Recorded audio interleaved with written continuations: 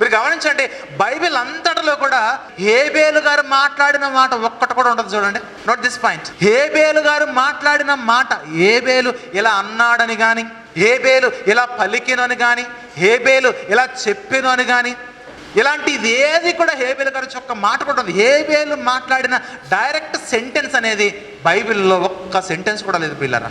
హేబేలు ఎప్పుడు మాట్లాడే చెప్పినా చచ్చిపోయిన తర్వాత మాట్లాడాడు.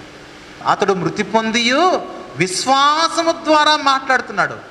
ఎప్పుడు మాట్లాడుతున్నాడు? ఈ రోజుకి మాట్లాడుతున్నాడు. ఎలా మాట్లాడుతున్నాడు? నా ద్వారా మాట్లాడుతున్నాడు. ఏమని మాట్లాడుతున్నాడు? ఎవరు విశ్వాసం లేనప్పుడు, ఎవరు నాకు సువార్తను ప్రకటించినప్పుడు నా అంతటా నేనుగా దేవుణ్ణి తెలుసుకున్నాను. నాయన, మీకు ఇంత సువార్త ప్రకటింపబడుతున్నదే, ఎంతమంది సేవకులు మీ చుట్టూ ఉన్నారే, ఇన్ని సంఘాలు మీరుంటున్న ప్రాంతంలో ఉన్నాయే, ఇంత చక్కగా అనేక కోణాల్లో టీవీలో వాక్యం వస్తుంది, ఫోన్ ద్వారా వాక్యం వస్తుంది, బైబిల్ ద్వారా వాక్యం వస్తుంది, అనేక రకాలుగా అనేక మాధ్యమాల ద్వారా నీకు వాక్యము దగ్గరగా వస్తుంది కదా. నీలో ఎంత విశ్వాసం ఉన్నది? నీకున్న విశ్వాసము నాకున్న విశ్వాసం వంటిదేనా అని హేబేలు నీతో మాట్లాడుతున్నాడు ఈరోజు.